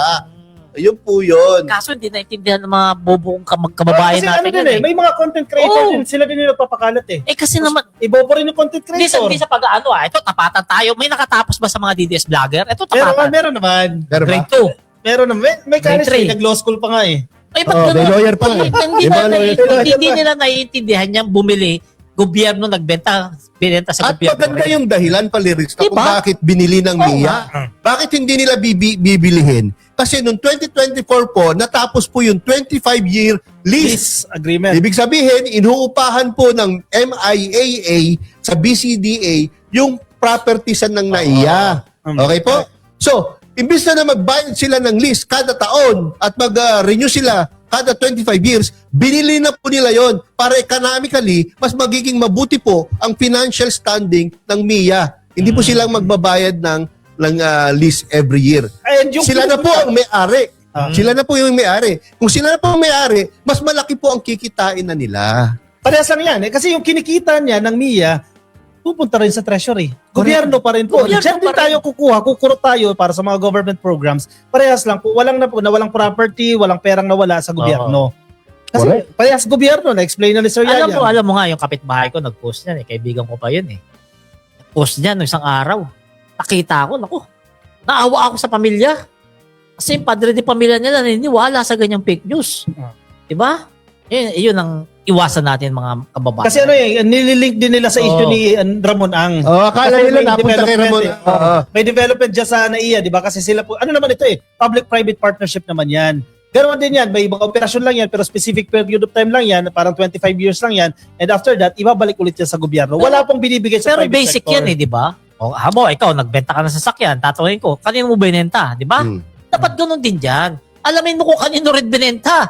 Hindi Hindi dakdak ka ng dakdak. Bara-bara ka naglalabas Hindi ng... bara-bara. Ngayon, napapahiya kayo. Oo. Di ba? Nagmumukha lang kayong tanga. Nagmumukha kayong mangmang. Yung mga DDS, kanya-kanya silang bura kahapon na mga post nila. Tingnan mo, wala na sila nakapost again. Tingnan yung mga pina-follow yung mga DDS vlogger. Wala na yung post nilang gaya kasi fake news. Nakakahiya lang. Kaya nga nasabi ko kung may nakatapos ba sa mga DDS vlogger kasi hindi nila inaalam kung ano ang totoo bago sila bumanat. Kasi kailangan nilang pasamain lagi si PBBM. Gusto nila palabasin na inuubos yung properties, ninanakaw ng gobyerno, etc. Yan ang gusto nila Ang hindi nare-realize ng taong bayan, ito lalo na itong mga critics and bashers ni Pangulong Bongbong Marcos, ang daming polisiya na nililay down ng ating administrasyon para Yes. maging maayos ang ating kinabukasan. Ang dami po. Simula nag-umpisa si Pangulong Bongbong Marcos, ang dami niyang gusot, ang daming maling polisiya na kinokorek ng present administration. Na tama si Ramon lang Kapag nawala si PBBM sa 2028, mamimiss natin si Pangulong Bongbong Marcos dahil sa dami ng kanyang nilatag na reforma para maging maayos po tayo. Sample. War on drugs. Correct. Maraming nahuling mga droga ngayon. na hindi walang Mas mga marami pinapatay, kaysa no? sa nahuli na digong na droga. Pero walang pinatay na libo-libo. Yun ang takot niya ni PBBM Di ba? Natatakot siya kung si Sara Duterte ang maging presidente, susunod na presidente, hindi ipagpatuloy yung mga reforms. Tiyak yun. Tiyak yun. Sigurado yan. Kasi babaguhin lahat ng polisiya no? Yung pagbabalik lang ng Pogo Correct. Pabalikin na naman yung mga Pogo na yan. Tapos babalik na naman yung mga Chinese na maghari-harian dito. Makakuha ng mga Filipino passports. No? Magbabayad lang. Tapos dadami na naman ng krimen. Di ba? Parang naalala ko tuloy yung kay Martin Romualdez. Kasi si Martin Romualdez, meron siyang property parang sa US ata yan, tapos binenta ng piso. Di ba? Parang ang pinalabas nila, nagbebenta na si Romualdez ng properties, hindi nila naintindihan na transfer lang yan sa isang corporation. Na sarili kanila siya lang rin din. may-ari. Kumbaga on papers lang yan. Kumbaga walang gumalaw ng pera, nilipat lang ng ownership, ginawang corporation. Yun naman, ang purpose nun is for tax administration. Para And maging mas property maayos. management. And property management. Wala, hindi nila nagigets. Hindi nila Maganda nagigets to, yun. maganda to. Ay, eto naman. No? Eto na naman. Sige. Next Tapos topic, na po next tayo topic. sa NAIA. na-debunk na po natin. Basahin mo natin yung maganda yung comment ng isa. Yung, sige, yung Holy Lex, basahin mo natin yung isa yung mahaba yung... Yan. Basahin mo nga. Sige, ako na. Okay. Si Reyes Nasagnilak, no? Magandang gabi mga kabibi. I'm watching from Japan. Lagi kami nanonood here para updated kami sa mga nangyayari sa Pilipinas. Thumbs up for this trio. Hello po. Follower mo pala to. Hello po pala, Lisa. Kaya pinabasa ko sa'yo eh. Kakilala mo pala yun. Nabuna na tayo. Shoutout po sa inyo sa Japan. Barat. Okay, ito po, no? Tapos na po tayo dyan sa NAIA issue na yan na na-debunk natin. Ito naman po i-debunk natin. Yung bigas. Fake news ba yan niya? Hindi. Fake news. Fake news na fake news, no? Debunk! Yung bigas po na pinamigay na ayuda sa Gensan. Oh. Di ba? Merong nag-viral ata na content dyan, no? Na ginagulo, galit na galit. Matigas daw. No? Tapos may bukbok daw, no? Pero yung bukbok na yan, siningit lang kasi binutas ng konti yan. Anyway, yung tungkol po sa matigas na bigas, no? Talagang napakalungkot po, no? Na merong mga kababayan tayo na DDS, Mangmang. no? Na talagang may kulang po talaga sa kaalaman. Mangmang na. Sabihin mo, direct. Mangmang, yun, mga mangmang, ano? Mga grade 3 lang po ang natapos, no? Tapos gagawa ng issue tungkol sa bigas na naka-vacuum pack. Alam niyo po, kaya bina-vacuum pack po ang pagkain. Hindi lang naman po bigas ang bina-vacuum pack. Meats, no? Meats, kahit ano, lahat. Chichirya, bina-vacuum pack po yan para po yung shelf life. Ibig sabihin, yung buhay ng pagkain ay mas humaba. Kasi po, sa pag-aaral, scientific po to sa pag-aaral, ang shelf life po ng isang produkto kapag naka-vacuum pack ay nagiging longer by 5 times. Kunyari po, ayos kung yung, kunyari po, isang pagkain ng shelf life. Kamatis, isang kunyari, linggo. Kamatis, good for 1 week po yan. No, ng ordinary packaging lang, yung plastic lang na nasa, kapag binacuum pack mo po yan, pwedeng tumagal po yan. Instead of 1 week, magiging 1 month and 1 week. Ganun po. Yung bigas po, kung tatagal po yan, ordinarily, kunwari lang, 3 months, kapag binavacuum pack mo po yan, baka umabot po ng 1 year yan. Importante po yun para hindi po masiraan ng gobyerno. Kasi nga, pre-pack po tayo ng mga pagkain. No? Para hindi po madaling masira. Para kapag time na kailanganin, ipadala yan sa mga areas na nagkaroon na sakuna, pwede pa rin pong magamit yung mga katulad ng bigas na yan. At importante po, na kapag naka-vacuum pack, natatanggal po yung oxygen sa loob. Kasi po, kapag ang isang pagkain, merong oxygen sa loob, hangin, kumaga may hangin. Kung hindi nawawala yung hangin sa loob, katulad nung sa bigas na yan, nagkakaroon po yan ng molds, bacteria, fungi. Mabubok. Correct. Ngayon, kung wala pong hangin, walang oxygen, may iwasan po na magkaroon ng molds, bacteria, at fungi. And therefore, tatagal po talaga yung Kaya pagkain. pala ganun. Pero minasama yan Hindi nila. kaya pala yung mga utak ng DDS, puro hangin. Napunta sa kanila. Oo. Napunta. Diba? Logistically wise, mas marami kasi may lalagay sa isang box Yes. kapag naka-vacuum seal Pag dyan. fit na Kasi fit. yung space mas nakukonserve mo yung space na yan. And maganda yung point ni Sir Yayam, ang DSWD kasi kapag nag-repack yan, advance yan. Kasi kailangan naka-pre-positioned na po yan. Kaya importante yung shelf life, mas matagal. Kasi hindi kung kailan lang may bagyo, doon ka lang magre-repack, hindi pwedeng gano'n. Mas matagal, months prior po, bago nila gawin yan. Kaya importante na may mga technology, may mga strategies na ginagawa. Kaya tingnan nyo mga ka-BBM tingnan nyo pag upo ni PBBM, ganyan na yung ginawa ng DSWD. Vacuum pack. May narinig pa ba kayong nasirang relief goods? Wala na. May narinig pa ba kayong itinapon na relief goods? Wala na. May narinig ba kayong hinukay na relief goods kasi Wala na. sira na? Wala na. Dahil yan Meron ba kayo narinig na hindi nabibigyan ng relief goods? Wala. Kasi may preposition Sobra-sobra pa. At diba? ang dami na nga nilang na-prepare na mga pagkain. Kaya yung, lalo na yung naglagay ng bukbok, naku, halatang fake news. Kasi bakit? Dahil yung plastic, hindi na siya vacuum back. Diba? Hindi na siya kumbaga may hangin na, malambot na. Doon nilagay yung bukbok. Kasi kung ganyan, may bukbok, hindi makakagalaw yung bukbok. Hindi mabubuhay. Oo, Walang kasi walang oxygen. hangin Hindi pa pasok. Hindi Doon pa palang pasok. fake news na. In fairness sa DSWD, congratulations sa DSWD and dapat natin siya i-commend, no? Yes, yes. Napaka-effective nila sa distribution ng relief goods, no? Lalo na dyan sa Jensan, sa Sarangani, mga biktima ng lindol dyan, napaka-effective. Na coffee saka palerista, ito ang pinakamagaling na DSWD Yes, sa kahit kasaysayan kahit ng gobyerno ng Pilipinas. yes, No? naniniwala ko At dyan. dahil din yan sa direksyon na binibigay ng ating Pangulong Bongbong Marcos. Alam niyo po, no, sa totoo lang, kami kitang-kita po namin to dahil personal po namin nabibisita itong mga ahensya ng gobyerno. Personal namin nakikita at naririnig pag nagsasalita si Pangulong Bongbong Marcos. No? Napaka-scientific po niyang approach ng Pangulong Bongbong Marcos. Kaya lahat ng mga bagay na pwedeng gawin para maging maayos no, ang pagbibigay ng serbisyo, katulad po niya, mga food packs na po yan, mechanized na po yan. Ang nagpapak na po niyan, mga machines na po. Kaya nakakapaggawa po sila ng 30,000 DSWD boxes sa loob ng isang araw. Isang araw lang? Isang araw. 30,000. Dahil mechanized na nga po. No? At nagagawa na po nila, nagbabacuum na po sila ng mga pagkain para nga po mapatagal pa ang buhay ng mga pagkain pinamimigay nila o ini-store nila sa kanilang mga warehouses. Baka hindi nyo pa alam ha, banggitin ko na rin ha. Meron pa dyan yung magic timba.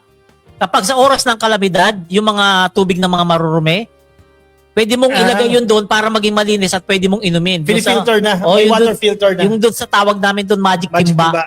Yun yung tawag doon.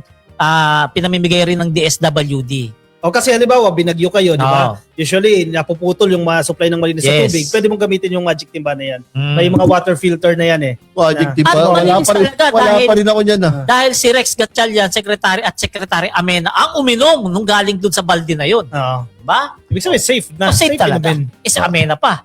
Kita mo naman yun, di ba? Nakakamiss si tuloy Rex. Namiss ko tuloy. Huwag kang gano'n. Nabimiss na kamiss. Pero bawal natin banggitin yun, di ba? Kasi may nagsabi na ba tayo? Tapos na sige, ako. sige, Okay sige. na ako. Comment. Basa muna tayo. Sige, Lex, ibuton mo na yan. Ay, meron pa pala ako isa. Ano? Sige, basa muna Sige. tayo. Si Andrade Archie, no? Ang taktika ng Dutay Camp Destabilization. Gloria attack na ginawa kay ERA pero hindi nagtagumpay ang mga engot sa ginawa nila ngayon sa administrasyon. Ngayon, kung sakali nagwagi ang mga engot, Gloria taktika 9 years uupo si Saltec. Correct. Style nila yan. Pero hindi uubra yan. Di ba? Kasi ilang taon na lang, 2 years na lang sa presidente. Next. Basa. Victor C. Shout out mga bossing. Yes, Victor C. Victor C. Hello. Pangalan pa lang, mayaman na. Sino? Si Termy, 75. 75. Sanay kasi ang mga Duterte idiot supporters noong panahon nung puon nilang si Digong na nilalagay lang sa plastic. Ayan, Nilalagay lang sa plastic. Walang modernisasyon. Diyos, sa'yo na nga itong isa ni Yaya. Sige, okay. Ito, medyo... Silent with last. Si Karaka Balo 8823. Good evening guys, Palerista Seriayam at Kakopi watching here in Jeddah, Saudi Arabia. I am pro PBBM. Ang kombinasyon yung tatlo. Wow, thank you. Salamat. O, ito pa. Sige, Erlinda Reyes. Hello sa inyong tatlo. Super happy.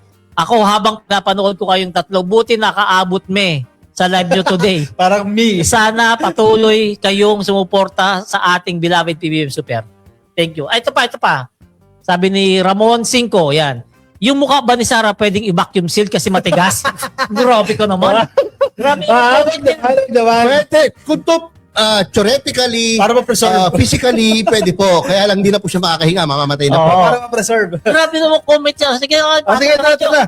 May regulon daw po. Nabalitaan nyo na ba yan? May magkakaroon daw po ng regulon o pag-rumble-rumble sa mga official po o cabinet members ng administrasyon ni PBBM. Ano yung chika? Ang chismis, ito mga kumakalat online. Chismis pala. Chismis si Sariaya, kung verify daw hindi. Si Joey Salceda, gagawin daw pong Department of Finance Secretary. Kaso ngayon, siya, di ba? Hindi. Wrong. Mali na yan. Next, si DILG Secretary, gagawin daw pong si Ben Narabalos. Ipapalit kay John Vic Rimulya. At gagawin daw pong Secretary ng DOTRC, Secretary Vince Dizon ng DPWH ngayon. At ang gagawin naman sa DPWH ay si John Vic Rimulya. Anong paglilinaw dyan, sir? Parang walang tumama eh. Oo. Kasi pakalat na naman ito ni Ramon Tulfo eh. Sana naman nila kuha ni Ramon Tulfo. Kaya katuloy binaba natin 18 Marites Kung gusto nyo po ng mga ganyang fearless forecast, scoop, sa amin po kayo makinig. Oo. Huwag kayo Ramon Tulfo. Kasi yung mga puting kuhol namin tsaka puting maya. Veteranong maya. Yan. Talagang reliable legit talaga Katulad yun. po, example na lang si DPWH Secretary Vince Dizon. Hindi po yan tatanggalin sa DPWH dahil napakaganda po ng performance niya Siya ang pinakamagaling na naging secretary ng DPWH. Huwag niyo po kakalimutan yan, ha? Kitang-kita niyo naman. Eh, Oo. bakit ka naman tatanggalin kung napakaganda ang performance Siya mo? pinakamagaling, pre. Hindi na Doesn't maganda. make any sense, Pinakamagaling. pre. At saka kung Okay. ikaw yung presidente, kung babalansin mo yung portfolio ng DPWH sa DOTR, di hamak na mas mabigat yung DPWH. Correct. At mas matimbang na At nandiyan mas kailangan siya doon dahil Correct. kailangan niya ng action man ni Secretary na Vince. talagang papatino ng departamento. Yung sa DOTR ngayon, okay rin naman yun eh. Okay naman, si Secretary Oo. Banoy Lopez. Okay din naman siya. Nakasama rin natin sa biyahe natin sa Bicol, Quezon at Samar Leyte. Oh, active din naman siya. Active din naman siya. Active. Kaya ewan kung saan nila nakuha itong mga pinapakalat nila na yan. Inuunahan pa si Una-una, doon pala sa una, si Congressman Joey Salceda, saan daw mapupunta? Sa Department of Finance. Department of Finance, inahawakan ngayon ni Frederick Go, napakagaling na tao nun. No? Bakit mo papalitan? No? Ang totoo, na-appoint na po si Kong Joey Salceda as Presidential Liaison Officer. No? Siya yung sugo ng Malacanang sa Kongreso. Both houses of Congress. Siya nakikipag-usap na. So, mali na agad yung lumalabas na yan. So, Ano yan? wag natin pangunahan si PBBM. Hintayin natin mga kababayan. Kasi alam natin PBBM niya, si PBBM pa. Napakatahimik na tao, pero napakagaling maglaro ng chess. Kaya nga nakakulong yung isa ngayon. Pero ang hinihintay natin dyan, sino? Siyempre, Benhar Abalos. Secretary Benhar Abalos, talagang gusto namin makabalik na agad sa Ikaw, tanong gabinete. kita, anong gusto mong maging pwesto ni Benhur Abalos? Department of Justice. Kasi Ikaw. ano pa lang, ako din pwede ng Department of Justice. Actually, dalawa lang para sa akin DOJ sa DILG talaga. Yun. Kasi yun ang bagay Ang DOJ kasi acting capacity pa rin no? Si Secretary Bida, acting capacity pa rin siya. So, pwede pa. Sige, move on tayo sa next topic natin. Si Presidente Marcos mismo ang nagpunta dyan sa Mindanao para tulungan po yung mga kababayan natin na nabiktima po ng lindol. Nagtungo po yung ating Presidente dyan sa General Santos City at dyan po sa Sarangani. At masaya po yung mga local government units dyan at yung mga kababayan natin dahil medyo malaki-laki po ang natanggap nilang tulong. No? Nagsagawa po ang ating Presidente ng situation briefing muna kasama yung mga official, local officials at iba pong cabinet members dyan po sa General Santos City. At nakatanggap din, yan, i-flash natin sa screen.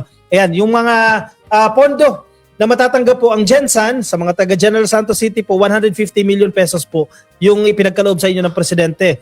Yung 100 million, gagamitin po yan para sa inyong City Hall na nasira po, no? Direktang inilaan po yan ng Presidente, 100 million po para sa rehabilitation sa ilalim po ng local government support funds at yung 50 million naman po ay para po sa relief operations. Bukod pa po yan sa pondo doon sa naunang 100 million, no?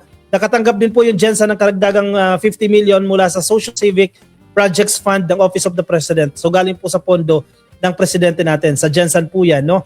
Sa Sarangani naman, para mas malaki sa Sarangani, yan, no? 178 million pesos po.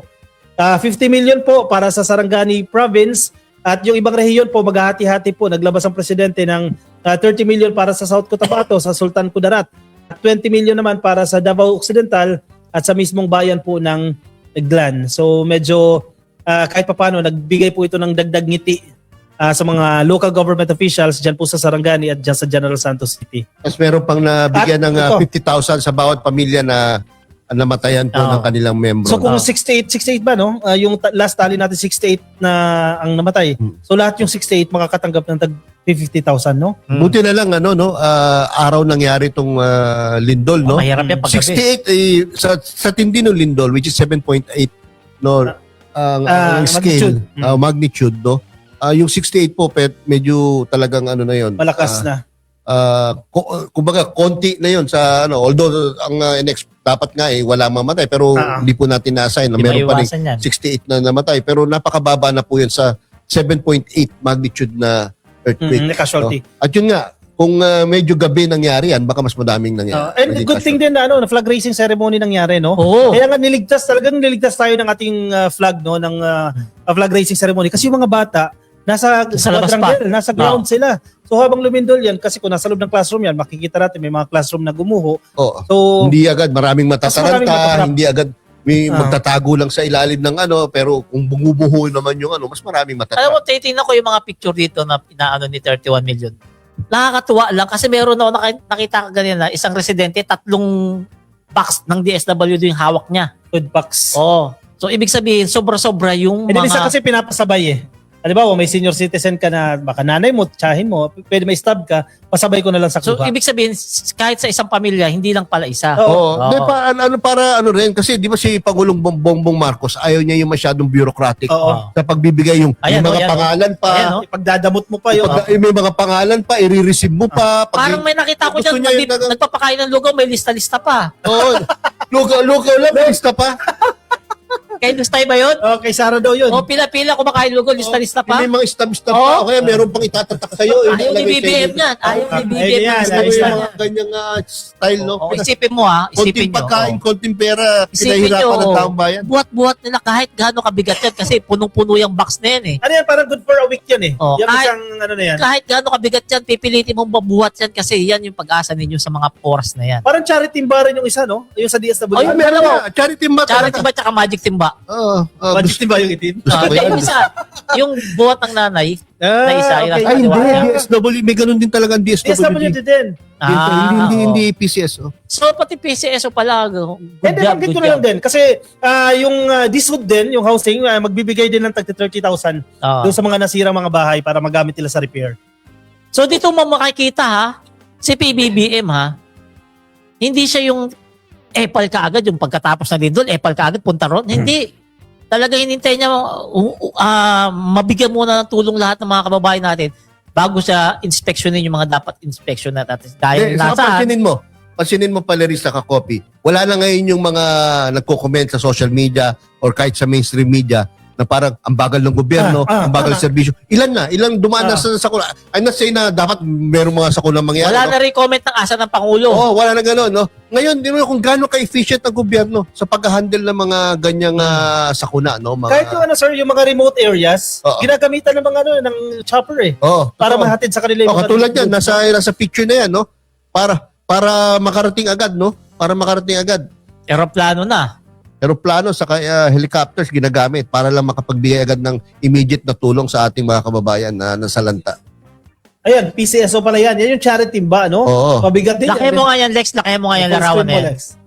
Yan yung pinapangarap ko magkaroon eh. Yung charity ba na yan eh. Kasi yung laman niya sa loob, ang tindi. Oo, madami yan. Oo, punong-puno Hindi yan yan. katulad ng balde na merong karton sa ilalim ha. Ay, hindi ba yan yun? Hindi yan yun. Basket ni Bongo.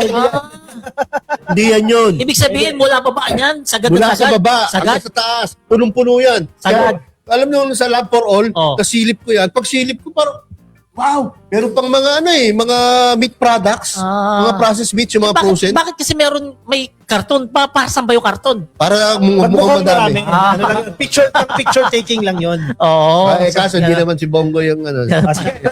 Move on tayo. Next to the last topic natin, no, si PBBM po, safe po na nakarating dyan po sa Russia para po sa kanyang official visit no para sa ASEAN-Russia Commemorative Summit na magaganap po yan actually ngayon, no?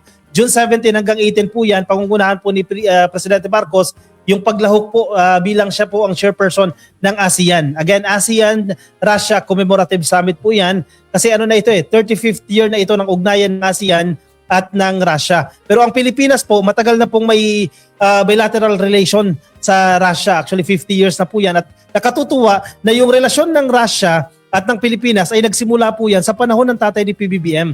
Si Marcos Sr. pa. Nabuo po yung agreement sa pagitan ng Pilipinas at ng Russia nung panahon pa ni Marcos Sr. na until now, matindi po yung ugnayan. Isa po sa pangunahing agenda ng pagbisita ng ating presidente dyan ay mapalakas po yung ugnayan, particular po sa usapin ng energy security. Very important po yan, no? Lalo na yung medyo may problema tayo sa supply ng crudo, sa supply ng langis at ang Russia, medyo mayaman po sila sa supply niyan. So makatutulong po yan para mapag-usapan din. At pagbili ng mga bagong merkado po, pag-uusapan din yung mga pagbubukas ng mga panibagong market sa Russia para sa mga produkto ng mga magsasakang Pilipino. Gayon din po yung pagpapalakas ng tourism at pagpapalitan po ng edukasyon at ng teknolohiya, yung people-to-people exchanges. So ito kasi may nabasa akong komento dyan ng isang vlogger na hindi ko napapangalanan, hindi rin naman masyadong sikat. Sabi niya, anong napapala ng Pilipinas din sa pagpunta ni PBBM sa Russia?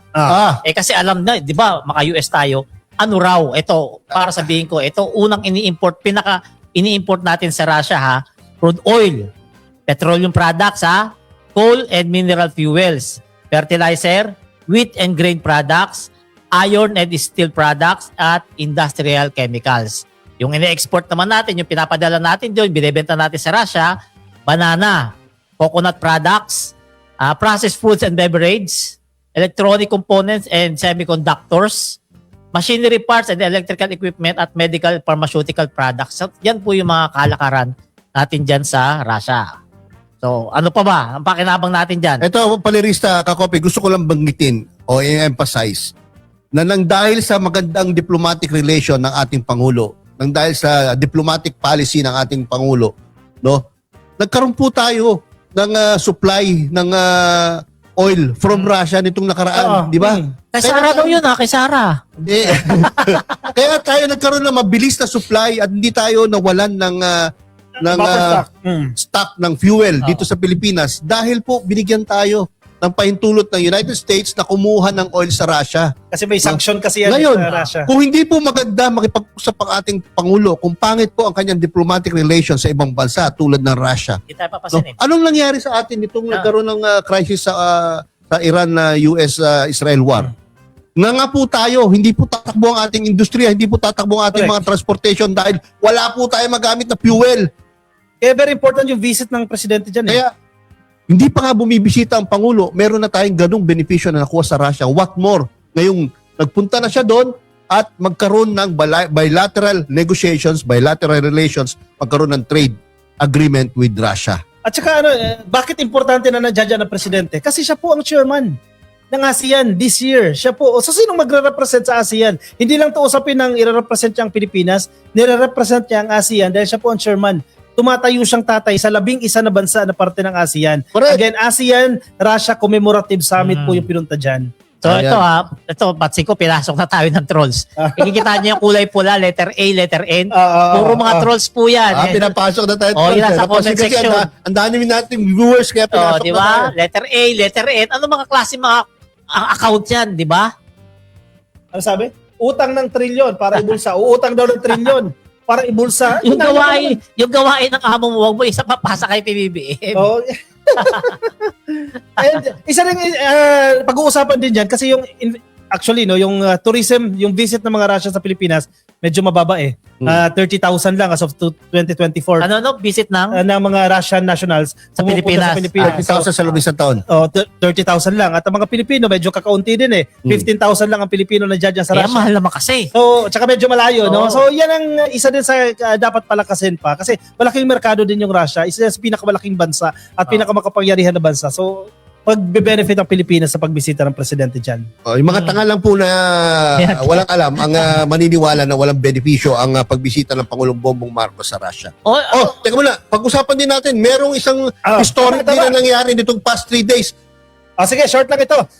Bago po lumipad ang presidente papuntang Russia, nagpunta po ang presidente ng Germany dito po sa Pilipinas at naging makasaysayan po yung kanilang pagkikita ng ni PBBM at ni German President, no? Binigyan din po ni PBBM na ito po yung kauna-unahang pagkakataon sa loob po ng 63 years na may bumisitang presidente po ng Germany dito sa Pilipinas, kung saan po yung huling pagbisita nangyari pa po noong 1963. Biruin mo 63 years na po nakalilipas sa panahon 1963, panahon pa po yan ni Marcos Sr., no? Ang pagbisita po ng German President sa Pilipinas, binigyan po siya ng mataas na pagkilala o 21 gun salute honor, no? Na ibinigay sa kanya sa Kalayaan Grounds dyan po sa Malacanang. Sinalubong po, maganda yung pagsalubong, mainit yung pagsalubong kay German President Steinmeier at binigyan siya ng full military honors. Kasama niya po ang kanyang may bahay. Dumalo din po sila sa makasaysayang pagbisita sa National Library. Nakita ko si First Lady, no? Talagang trabaho pa rin si First Lady at dinala niya mismo yung may bahay, yung asawa ni German President dyan sa National Library at pinakita yung collection natin dyan ng mga libro Si at Lolong. yung major development Si Lolong nandyan. dyan sa National Library. So eto maganda. Maganda to pagbisita ng presidente ng Germany rito sa atin. Alam niyo kung bakit? Kasi yung mga negosyante nila dyan ng mga bilyonaryo, Malalaking negosyo sa Germany. ma-open itong bansa natin. Kumbaga papasok itong bansa natin sa radar nila. Correct. Kasi tingnan mo, presidente nila nandito sa bansa natin. Sabi, bakit kaya, di ba? So, silipin natin yung Pilipinas. Ano ba pwede natin i-negosyo dyan? Ang technology dyan, diba? matindi. Sa totoo lang, Medical supplies. sa totoo lang, Medical supplies, maraming Medical mga technology. maraming mga German company rito sa atin, gaya ng BMW, Mercedes-Benz, o Volkswagen. Siemens, Bayer, tsaka Bosch. Oh, yung mga pharmaceutical Oh, companies. yan. Mga German company yan. So, ngayon, may posibilidad na badagdagan yung mga mayayaman na kumpanya na mag-i-invest dito sa atin dahil sa pagbisita nung kanilang leader dito sa atin. And yung message dito for the longest time, 63 years, kumbaga hindi tayo pinapansin ng Germany. Oo. Correct. Yung si Marcos na naging presidente, nabigyan tayo ng pansin, pinasyalan tayo dito. Kasi sino ba naman ang Pilipinas, no? Oo. Kung ikukumpara mo sa Germany, Ibig sabihin, Oo, ito, lista, 63 years divided by 6 years.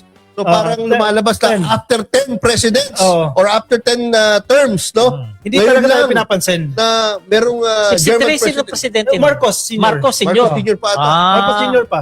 Kaya, Hindi tayo pinapansin. Mhm. So ngayon, ibig sabihin, ginagalang nila si Marcos at gusto nila makipag-usap basta kay pag sinabing Marcos sa Germany, kagalang-galang. Oo, correct. Diba? Kaya, pinuntahan uli itong Pilipinas ng German president. Kasi si PBBM ang presidente. Respetado talaga sa buong mundo Oo. ating Pangulo. Alam Kaya, kasi nila. yun na lang mga DDS ang hindi naniniwala sa ating sinasabi ng Pangulong Bongbong Marcos ay very effective leader. Na. Alam kasi ng German president na kapag dito nag-invest yung mga kababayan niyang mga negosyante, mapapaayos yung negosyo ng mga kababayan niya kasi hindi magnanakaw si PBBM. Correct. Walang mga bilyon-bilyon na galing sa kung saan-saan yung bank account ni PBBM.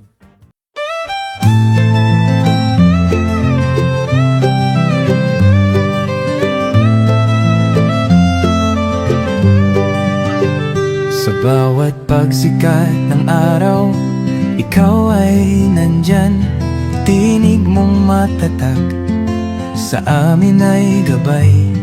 Pag-asa ng bayan, pangakong totoo. BBM, isa kang totoong tao. Sa mahirap at api, ika'y sumusuporta. Tapat mong paglilingkod, lahat kami nakakita sa iyong pamumuno. Bayan ay umaangat, bagong Pilipinas, pangarap ay tapat. Ikaw ang aming BBM, Pangulong matapat. Sa puso ng masa, inaangat ating watawat.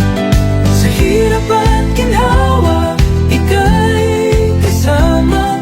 Pilipinas ay babangon, dahil ikaw ang pag-asa.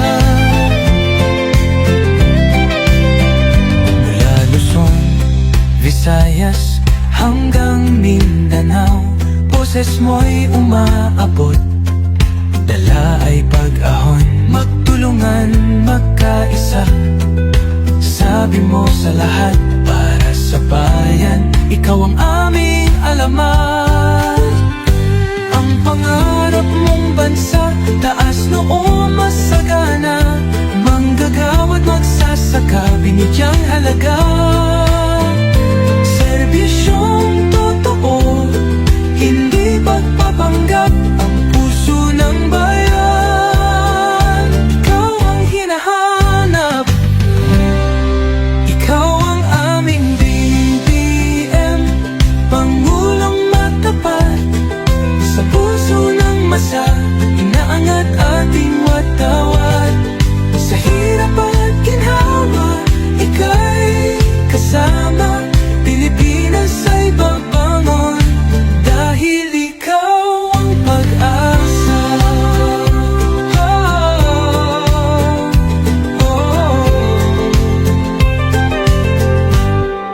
Ikaw ang aming BBM, Pangulong matapat. Sa puso ng masa, inaangat ating watawat.